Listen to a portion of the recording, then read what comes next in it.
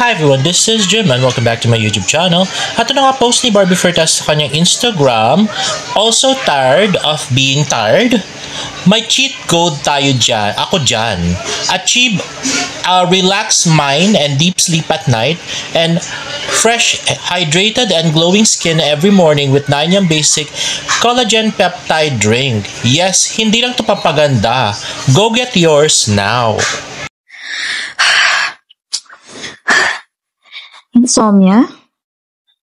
Hirap makatulog kahit pagod na. Ay, struggle talaga yan, girl. Frustrating yung pagod ka na pero yung utak mo active pa rin. Ay, gets na gets kita. Oo, kaya dapat itry mo na tong Nanyang Basic Collagen Peptide Drink.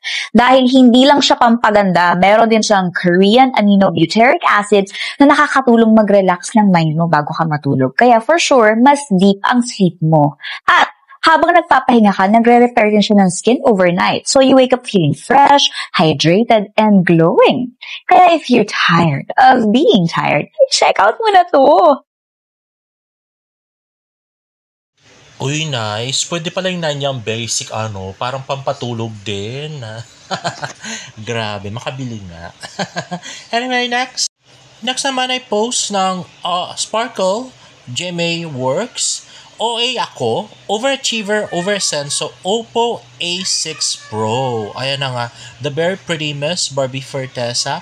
At next is an Instagram story by Tita Ami Dem. You look unapproachable, me, and yet you are here. Uy, grabe ha, napaparinig ulit si Tita Ami. Sino ka pinanaringgan niya? Kasi nung Jack Biira, si Jack. Ngayon, sino? Alright, next.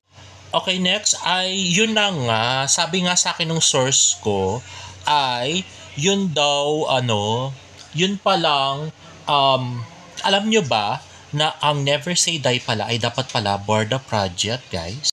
Oo guys, na-vlog ko na pala to noong December 27, 2024 na dapat pala Barda yun.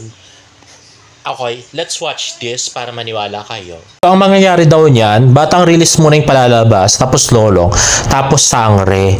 Tapos daw, dahil daw doon sa mga nakatenga yung mga projects, ay hindi na nga daw masisingit yung action series ni Barbie, David at saka ni Jisoo. So mukhang malabong-malabo na daw for 2025. Ang mangyayari ay pwede daw i-shoot ito ng 2025 kaya lang ipalalabas pa siya ng 2026. O diba, napakagaling talaga ng ating source, diba, napaka-reliable. Biruin mo, December pa yon 27, 2024, nung nabigyan niya yung info na yon. Ngayon pa lang natin nalaman na yun nga pala yung kay Jisoo at saka kay Jillian. So ito nga ang balibalita noon pa. So na-offer na, sa hindi malamang kadahilanan, na-cancel yung sa Barda na yon. Tapos binigay kay Jillian Ward. Tapos in-offer na unong-una yan kay David Licauco, tinanggihan, tapos binalikan ulit. Kasi nga, nakatenga din si David. Ang tagal din natenga ni David, di ba? Walang project. So, nung pina-offer ulit, kinuha na ni David. At next naman, ay isa na namang tamang isplok ng ating source, yung tungkol sa plot ng Never Say Die. Let's watch this.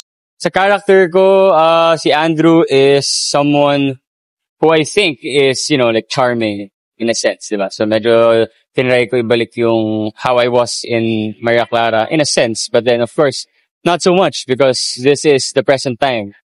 Oh, diba? Tama-tama. Grabe. Ang galing-galing talaga ni Source. I so love the Source. Grabe. At ito nga yung next nga ay ito nga yung shorts, YouTube shorts kung saan sinabi ko yung plot ng Never Say Die ay katulad nung sa MK Modern Times na magiging malapidel si David. Let's watch this. Did you know that on TV series Never Say Die, David and Jillian will be enemies to lovers? Dahil nga sumikat si David sa MK, sa Fidelity Live na from enemies to lovers, so sing atake nga ang gagawin ng GMA7 kay Jillian at David para daw kiligin ang mga fans. Dito, si David naman ang magiging seryoso tapos si Jillian ang magpapakute.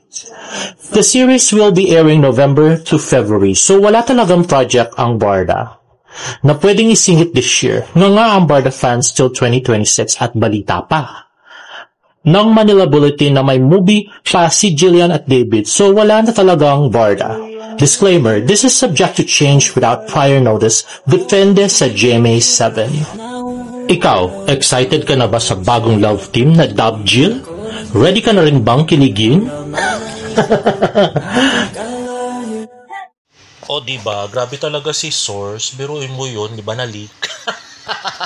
Pakagaling, diba? Alam yung plot. Tapos, yun pang tungkol do sa project ng Barda, sana, na napunta kay Jillian Ward at David. Naging solo project ni David, imbis na Barda. O, diba? I so love it. Anyway guys, if you like this video, please give it a thumbs up and please subscribe to my YouTube channel for more Barda updates. See you in my next vlog. Bye! Ay, sorry, Barbie for Test updates lang pala to. Hindi mga Barda, sorry.